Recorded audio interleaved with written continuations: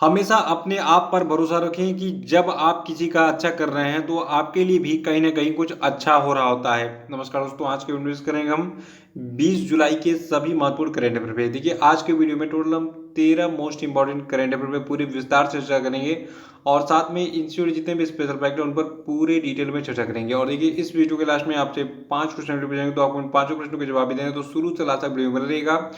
और इस वीडियो को पूरा देखने के बाद आप इसकी पीडीएफ फाइल भी डाउनलोड कर सकते हैं नीचे डिस्क्रिप्शन बॉक्स में, और हमारे टेलीग्राम चैनल पे दोनों जगहों पे आपको इस वीडियो की पीडीएफ के लिए मिल जाएगी। और साथ में आप पूरे 2018 और 2019 का जो ईयरली करंट अफेयर का पीडीएफ है इसको फ्री में डाउनलोड कर सकते हैं। और साथ में 2020 का भी जो पीडीएफ है जनवरी से लगाए दिसंबर तक, इसको भी फ्री में डाउनलोड कर सकते हैं। देखिए 3 साल का पूरा कंटेंट आपको मिल गया। और जो चौथा साल है 2022-21 का, ठीक है, तो 2021 के भी वीडियोस आप देख सकते हैं, पीडीएफ डाउनलोड कर सकते हैं। डिस्क्रिप्शन बॉक्स में सारी लिंक दी गई है। तो ये सारा वीडियो देखिए, जितना भी कंटेंट मैं प्रोवाइड कर रहा हूँ उसको एक छोड़िए मत, उसको तुरंत डाउनलोड कीजिए और पढ़ के जो है उसको साफ कर दीजिए, ताकि आने वाली परीक्षाओं में करंट अफेयर से संबंधित एक भी प्रश्न आपका न छूटे। देखिए जो लोग नए वो चैनल को सब्सक्राइब जरूर कर लेंगे, साथ में बेल आइकन प्रेस करके वीडियो को लाइक और शेयर भी कर देंगे। देखिए आज का हमारा पहला प्रश्न है कि नेल्सन मंडेला अंतर्राष्ट्रीय दिवस किस तिथि को मनाया जाता है। तो देखिए नेल्सन मंडेला अंतर्राष्ट्रीय दिवस को हम मनाते हैं 18 जुलाई को हर साल। देखिए अमेरिका के न्यूयॉर्क में 18 जुलाई 2009 को पहला नेल्सन मंडेला दिवस मनाया गया था। और जो आपका नेल्सन मंडेला दिवस है, तो देखिए ये दिन जो है संघर्षों को सुलझाने, मानवाधिकारों को बढ़ावा देने और अंतर्राष्ट्रीय लोकतंत्र और सुलह और नस्लीय मुद्दों को संबोधित करने में नेल्सन मंडेला की सक्रिय भागीदारी के माध्यम से शांति में इनके योगदान को चिन्हित करता है। और सवाल ये उठता है कि नेल्सन मंडेला कौन है जिनके नाम पर ये दिवस मनाता है। तो आइए नेल्सन मंडेला के बारे में कुछ विशेष फैक्ट पे हम चर्चा कर लेते हैं। देखिए यहाँ पे जितनी लाइनें मैं बताऊंगा नेल्सन मंडेला के बारे में, ये सभी परीक्षाओं में पूछी गई हैं। और इनमें से जो सबसे खास है, नेल्सन मंडेला को भारत रत्न कब दिया गया था। अगर आप पिछले 10 सालों का पेपर देखेंगे किसी भी परीक्षा का, तो आपको जो है कम से कम 3 से 4 बार ये प्रश्न रिपीटेड मिलेगा। देखिए नेल्सन मंडेला का जन्म 18 जुलाई 1918 को दक्षिण अफ्रीका के ट्रांसकेई में हुआ था। और इनके बचपन का नाम था नेल्सन रोहिलला मंडेला, ठीक है। और इनकी माँ जो है नून काफी नोसे केनी थी, और पिता का नाम था इनके नकोसी मफाक निस्वा गडला मंडेला। नाम थोड़ा सा टेढ़ा है। देखिए इनके माँ बाप का नाम कभी पूछता नहीं एग्जाम में, लेकिन बस मैंने जानकारी के लिए आपको बता दिया है। पूछता क्या है इस लाइन में कि नेल्सन मंडेला का जन्म कब और कहाँ हुआ था। तो 18 जुलाई 1918 को ये पैदा हुए थे दक्षिण अफ्रीका के ट्रांसकेई में, इतना याद रखिएगा। और देखिए दूसरी सबसे खास बात, नेल्सन मंडेला जब 12 वर्ष के थे तो इनके पिता की मृत्यु हो गई। और तीसरी सबसे खास बात जो एग्जाम में बार बार पूछी जाती है, देखिए नेल्सन मंडेला ने 1990 में भारत का सर्वोच्च नागरिक सम्मान भारत रत्न प्राप्त किया था। और नेल्सन मंडेला भारत रत्न पाने वाले पहले विदेशी हैं। अगर आप इंडियन कॉन्स्टिट्यूशन पढ़ें, यानी कि भारत का संविधान पढ़ें, तो उसमें कुछ ऐसे ऐसे जो है आपको लाइनें मिलेंगी भारत रत्न के बारे में कि भारत का सर्वोच्च नागरिक सम्मान जो है वो किसको उसको दिया जाता है। तो वो सारी चीज़ जो है मतलब बहुत सारे प्रोविजंस वहाँ पे है, कोरिलेट करना पड़ेगा। तो उतना समय नहीं हमारे पास, अभी बस इतना जान लीजिए कि भारत रत्न पाने वाले पहले विदेशी नागरिक कौन हैं। इनका नाम है नेल्सन मंडेला। देखिए एक और प्रोविज़न है, अगर आप संविधान में राष्ट्रपति के बारे में पढ़ेंगे, ठीक है, भारत का जो राष्ट्रपति, भारत का राष्ट्रपति हो या किसी भी देश का राष्ट्रपति हो, अगर वो किसी देश की यात्रा पर जाता है तो उसको सम्मान स्वरूप उस देश की नागरिकता दी जाती है। तो नेल्सन मंडेला जब भारत आए थे तो इनको सम्मान स्वरूप जो है भारत की नागरिकता दी गई थी। और उसके बाद फिर क्या हुआ, इनको भारत रत्न भी जो है दिया गया उसके बाद में। तो ये सारे प्रोविजंस हैं कोरिलेट होते हैं इंडियन कॉन्स्टिट्यूशन से। और देखिए जो आपके नेल्सन मंडेला है, ठीक है, नेल्सन मंडेला और फ्रेडरिक विलियम डी क्लार्क, इन दोनों को 1993 में संयुक्त रूप से रंग भेद, यानी कि जो काला गोरा का भेदभाव था उसको रंग भेद शासन की शांतिपूर्ण समाप्ति के लिए इनको जो है नोबेल का शांति पुरस्कार दिया गया था। तो एक प्रश्न ये पूछता है एग्जाम में कि नेल्सन मंडेला को शांति का नोबेल पुरस्कार कब दिया गया, यानी कि नोबेल पीस प्राइज कब दिया गया। तो ये 1993 में दिया गया, यानी कि 1990 में इनको भारत रत्न और 93 में इनको जो है नोबेल का शांति पुरस्कार दिया गया था। देखिए जो नेल्सन मंडेला थे, इन्होंने 1999 में राजनीति से संन्यास ले लिया। जब इनको शांति वाला नोबेल पुरस्कार दिया गया तो इन्होंने राजनीति से संन्यास लिया, लेकिन 5 दिसंबर 2013 को शांति के वैश्विक पैरोकार बने रहिए। और मंडेला का जो जोहान्सबर्ग है, ठीक है, जोहान्सबर्ग में से इनका जो आवास है वहीं पर इनका निधन हो गया। तो ये चीज़ याद रखिएगा, नेल्सन मंडेला के बारे में जितने भी मैंने फैक्ट बताए हैं, यहाँ से आपको सारे प्रश्न मिल जाएंगे। और जितना मैंने बताया है उसके लिए आपको इतिहास भूगोल पता नहीं क्या क्या पढ़ना पड़ता, तो वो सब छोड़ दीजिए। बस जितना मैं दे रहा हूँ कंटेंट उसको एकदम सॉलिड पढ़ते रहिए, आपको निश्चित रूप से सफलता मिल जाएगी। दूसरा प्रश्न है कि कांस फिल्म फेस्टिवल 2021 में जूलिया डुकोर्नोव ने अपनी किस फिल्म के लिए कांस का शीर्ष पुरस्कार, जिसका नाम है पाल्मे डी ओर, जीता। देखिए जो कान फिल्म फेस्टिवल होता है, ठीक है, इसमें सबसे शीर्ष पुरस्कार यानी कि सबसे बड़ा पुरस्कार, देखिए जो आपका ये कांस फिल्म फेस्टिवल 2021 था, तो इसमें ध्यान दीजिएगा जो बेस्ट एक्ट्रेस, बेस्ट एक्टर और बेस्ट निर्देशक का पुरस्कार है, ठीक है, ये किसको किसको दिया गया है इसको स्पेशली तैयार करके जाइएगा, ये एग्जाम में पूछा जाएगा। बाकी स्क्रीनशॉट लेके इसको आप नोट कर लीजिएगा। और जो अगला एक इम्पोर्टेंट पुरस्कार बचता है इसमें, यह आपका है कांस 2021 में किस भारतीय ने सर्वश्रेष्ठ वृत्तचित्र यानी कि डॉक्यूमेंट्री का पुरस्कार जीता। तो देखिए एक भारतीय महिला डायरेक्टर यानी कि निर्देशक हैं जिनका नाम है पायल कपाड़िया। यहाँ पे इनकी मुस्कुराते हुए फोटो दिख रही है। तो पायल कपाड़िया को बेस्ट डॉक्यूमेंट्री का पुरस्कार दिया गया है कांस फिल्म फेस्टिवल 2021 में। और आपको बता दूं जो भारतीय फिल्म निर्देशक पायल कपाड़िया हैं, तो इनकी a night of knowing nothing जो डॉक्यूमेंट्री थी यानी कि वृत्तचित्र था, इसने इस 74वें कान फिल्म फेस्टिवल में सर्वश्रेष्ठ वृत्तचित्र के लिए ओइल डी और गोल्डन आई पुरस्कार जीता। तो इस प्रश्न को तो आप निश्चित रूप से रट के जाइएगा, और मुझे लगता है कि ये 101% गारंटेड प्रश्न है, यही सबसे ज़्यादा पूछेगा कांस फिल्म फेस्टिवल के बारे में, ठीक है। और चौथा प्रश्न है कि कौन सा राज्य अब ब्लॉक मतलब एक ब्लॉक एक उत्पाद योजना शुरू करेगा। देखिए हरियाणा की सरकार ने, हरियाणा के जो मुख्यमंत्री हैं मनोहर लाल खट्टर, इन्होंने अभी हाल ही में घोषणा की है कि हरियाणा की सरकार एक ब्लॉक एक उत्पाद योजना शुरू करेगी। एक ब्लॉक एक उत्पाद योजना क्या है, इसको हम थोड़ा सा डिटेल में जानेंगे। देखिए हरियाणा की सरकार ग्रामीण क्षेत्रों में छोटे उद्यमों को प्रोत्साहित करने और बढ़ावा देने के लिए एक ब्लॉक एक उत्पाद योजना यानी कि one block one product scheme को शुरू करेगी। और इस योजना के तहत हरियाणा की राज्य सरकार हरियाणा के हर ब्लॉक को किसी न किसी औद्योगिक दृष्टि से जोड़ने की योजना बना रही है। और सरकार जो है ये इस योजना पर तेजी से काम भी कर रही है। तो हरियाणा का जितना भी ब्लॉक होगा, देखिए ब्लॉक क्या होता है आपने देखा होगा, आप अगर ग्रामीण क्षेत्र से हैं तो आपका एक ब्लॉक होता होगा, ब्लॉक में आप जाते होंगे, वहाँ पे आपको बीडीओ एडीओ और जो खंड विकास अधिकारी होता है, ठीक है, ये सारे लोग बैठते हैं और वहाँ पे सारा काम सेक्रेटरी वगैरह सारा काम आप कराते हैं।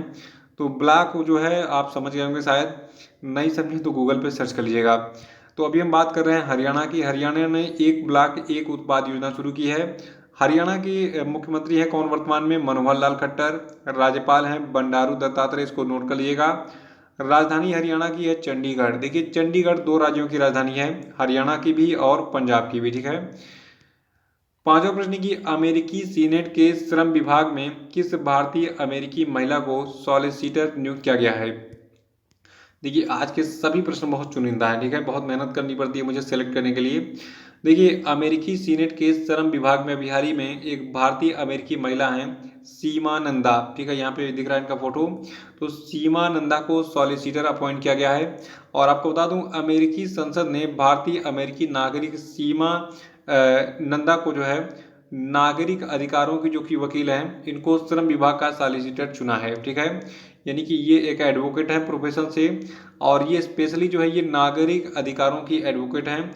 ये भारतीय अमेरिकी यानी कि जो भारतीय लोग अमेरिका में बस गए हैं उनके अधिकारों के लिए जो है ये लड़ाई लड़ती हैं। तो सीमा नंदा को जो है भारतीय अमेरिकी महिला जो सीमा नंदा इनको जो है सॉलिसिटर अपॉइंट किया गया है अमेरिकी सीनेट के श्रम विभाग यानी कि लेबर विभाग में। लेबर विभाग मतलब लेबर डिपार्टमेंट हो गया। छठवां प्रश्न है कि विश्व इमोजी दिवस किस दिन मनाता है। देखिए आप अगर व्हाट्सएप फेसबुक ट्विटर मतलब ये सारे चलाते हैं तो आप इमोज जरूर यूज करते होंगे इस टाइप का। तो इसके लिए जो है एक दिवस भी है 17 जुलाई, आपको पता होना चाहिए कि 17 जुलाई को विश्व इमोजी दिवस हम मनाते हैं। देखिए जो आपका विश्व इमोजी दिवस यानी कि वर्ल्ड इमोजी डे है, ये इमोजी पीडिया के फाउंडर जेरेमी बर्ज ने जो है इसको साल 2014 में शुरू किया था। तब से लेकर अब तक ये 17 जुलाई को मनाया जा रहा है हर साल। देखिए इमोजी का इस्तेमाल सबसे पहले कब हुआ था? 1990 के दौरान, जब 17 जुलाई 2002 के दिन एप्पल, देखिए एप्पल जो है जो इलेक्ट्रॉनिक उपकरण बनाती है, मोबाइल फोन्स वगैरह, ठीक है, तो एप्पल ने अपने कैलेंडर ऐप के लिए जो है इमोजी का इस्तेमाल किया था। तो आज आपने इमोजी के बारे में जान लिया, जिसका यूज आप रेगुलर कर रहे हैं। और सातवां प्रश्न है कि हाल ही में भारत के जयनगर से किस देश की कुर्था के बीच में 18 जुलाई को रेलगाड़ी परिचालन का सफल परीक्षण किया गया? देखिए इस प्रश्न को आप कहीं अलग से किनारे से नोट कर लीजिए, क्योंकि इसके पहले भी कुछ परियोजनाएं नेपाल में शुरू की गई भारत सरकार के द्वारा, वो एग्जाम में पूछ ली गई थी। तो देखिए भारत के जयनगर से नेपाल के कुर्था के बीच में 18 जुलाई, डेट याद रखिएगा, 18 जुलाई को रेलगाड़ी परिचालन का एक ट्रायल किया गया। और ऐसे कुछ ट्रायल हुआ, यहाँ पे ट्रेन में बहुत सारे लोग खड़े थे।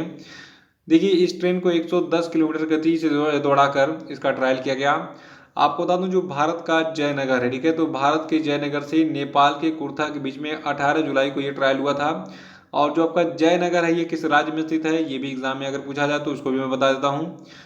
देखिए जो बिहार है, ठीक है, भारत का जो बिहार राज्य है, तो बिहार में मधुबनी जिले के जयनगर, ठीक है, यानी कि बिहार का जो मधुबनी जिला है वहाँ पे जयनगर स्थित है। वहाँ से जो है नेपाल के महोत्तरी जिले के कुर्था को जो है जोड़ने के लिए ये 34 किलोमीटर का रेलखंड जो है इसका निर्माण किया गया है, जिस पर ये ट्रायल अभी हाल ही में ट्रेन का हुआ है। देखिए अभी तो ये 34 किलोमीटर लंबा, मतलब जो आपका रेलखंड बनाया गया है मधुबनी जिले के जयनगर से और नेपाल के महोत्तरी जिले के बीच में, लेकिन बाद में इसका विस्तार 18 किलोमीटर और किया जाएगा। और भविष्य में जो इसका विस्तार है ये कुर्था से लगभग 18 किलोमीटर आगे बीजलपुरा नेपाल तक किया जाएगा, ठीक है। तो अभी फिलहाल 34 किलोमीटर है, बाद में इसमें 18 और प्लस हो जाएगा। और देखिए इस रेलखंड को बनाने में टोटल 619 करोड़ रुपए लगे हैं, ठीक है, तो इसको याद रखिएगा। और आठवां प्रश्न है कि किस देश ने अपने चांगजियांग परमाणु ऊर्जा संयंत्र में आधिकारिक तौर पर दुनिया के पहले वाणिज्यिक यानी कि कॉमर्शियल मॉड्यूलर छोटे रिएक्टर जिसका नाम है लिंगलोंग 1 का निर्माण शुरू कर दिया है? देखिए अगर कुछ इस टाइप के नाम मिले, लिंगलोंग, पिंग पोंग, चिंग चोंग, तो ये सारे चाइना के नाम होते हैं और इसको आप आसानी से पकड़ सकते हैं। जैसे चीन के रॉकेट वगैरह भी होते हैं कुछ वैसे, तियांग वेंग, चियांग वेंग, मतलब ऐसे ऐसे नाम, इंग वेंग, चोंग पोंग, इस टाइप के अगर शब्द आपको दिखे तो आप समझ लीजिए कि वो चाइना से रिलेटेड है। तो यहाँ पे बात हो रही है लिंग लोंग 1 नाम के एक छोटे मॉड्यूलर रिएक्टर की, ठीक है, यहाँ पे फोटो इसकी दिख रही है। तो ये चाइना का है, चाइना ने इसका निर्माण शुरू कर दिया है। और आपको बता दूं अगर ये निर्माण पूरा हो जाएगा चीन में, तो इसकी जो उत्पादन क्षमता होगी ये होगी 1 अरब किलोवाट प्रति घंटे। यानी कि ये रिएक्टर जो आपका है लिंग लोंग 1, ठीक है, ये 1 घंटे में 1 अरब किलोवाट जो है बिजली उत्पन्न करेगा। और इससे जो है चीन में 5 लाख से अधिक घरों को लाभ मिलेगा, यानी कि वहाँ पे उनको बिजली प्रोवाइड की जाएगी। और ये जो बहुउद्देशीय छोटा मॉड्यूलर रिएक्टर है ये 2016 में अंतर्राष्ट्रीय परमाणु ऊर्जा एजेंसी के द्वारा अनुमोदित होने वाला पहला रिएक्टर भी है चाइना का। और नवा प्रश्न है कि हाल ही में कौन जो है वनडे क्रिकेट में 6000 रन बनाने वाले भारत के 10वें खिलाड़ी बन गए हैं? तो देखिए भारत के जो शिखर धवन हैं ये 6000 रन कंप्लीट करने वाले 10वें खिलाड़ी बन गए हैं। और देखिए शिखर धवन जो है इन्होंने ये कारनामा कहाँ पे किया? देखिए शिखर धवन ने जो है अभी हाल ही में जो श्रीलंका में वनडे सीरीज चल रहा है, ठीक है, तो वहाँ पर वनडे सीरीज में जो है पहले ही मैच में 23 रन बनाकर अपना 6000 रन पूरा किया।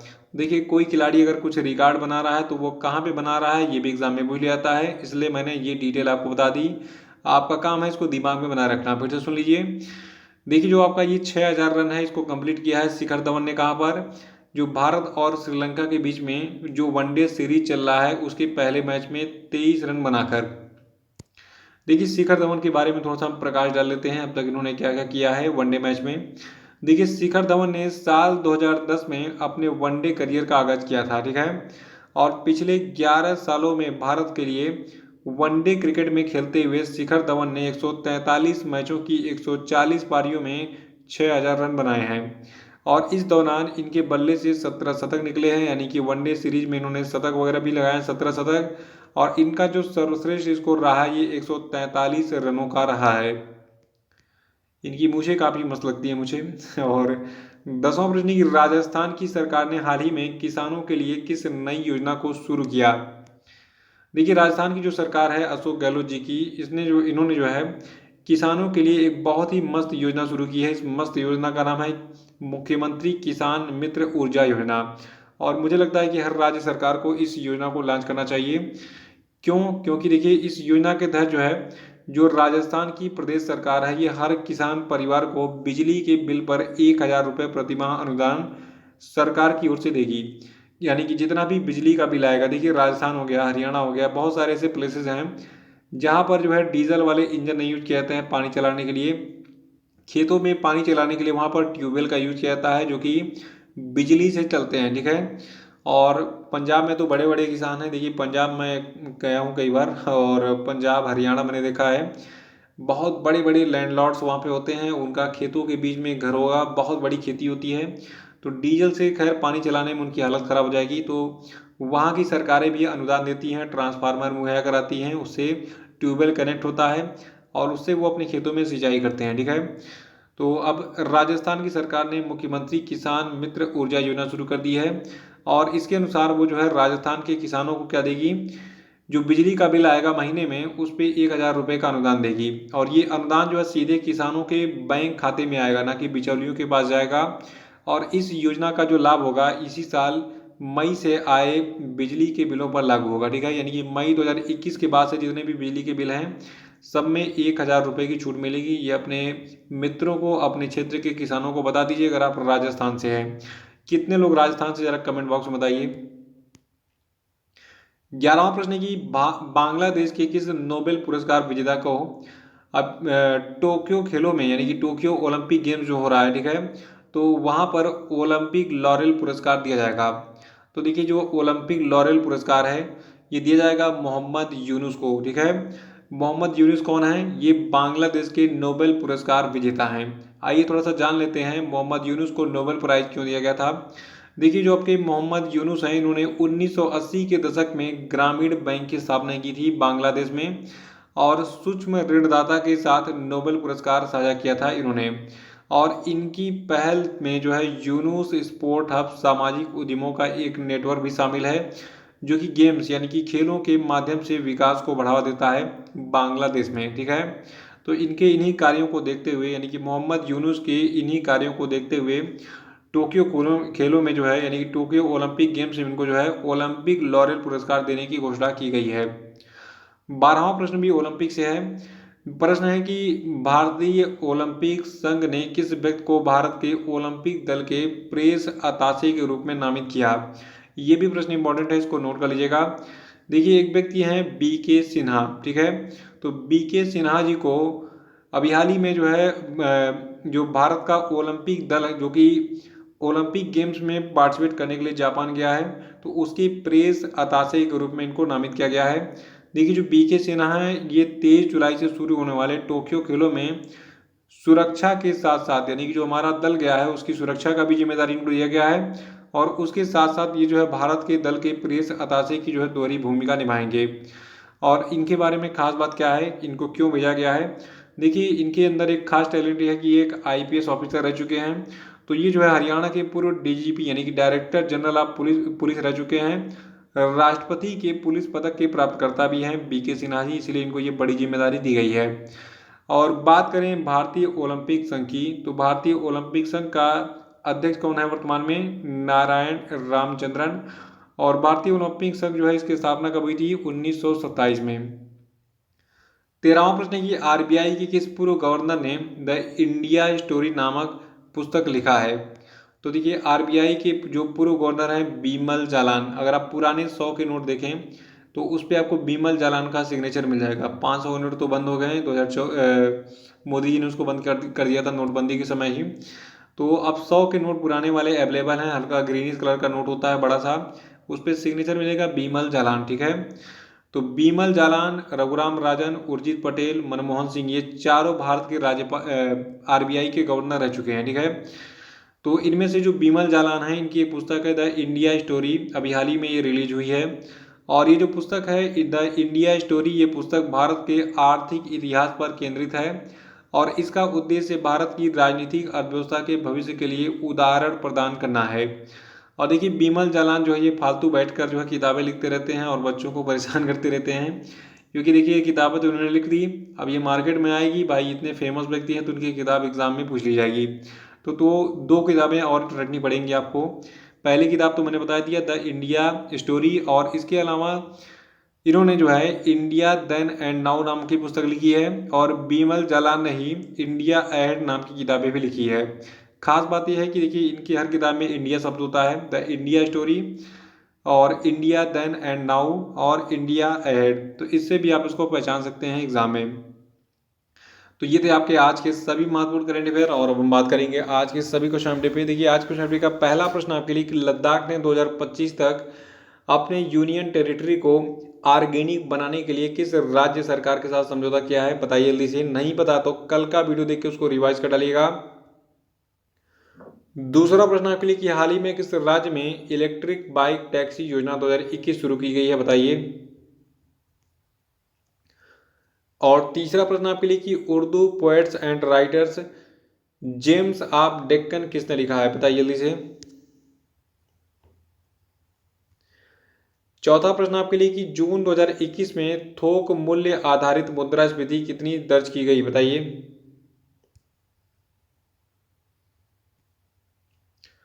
पांचवा प्रश्न आपके लिए कि कौशल भारत मिशन किस तिथि को लॉन्च किया गया था, बताइए।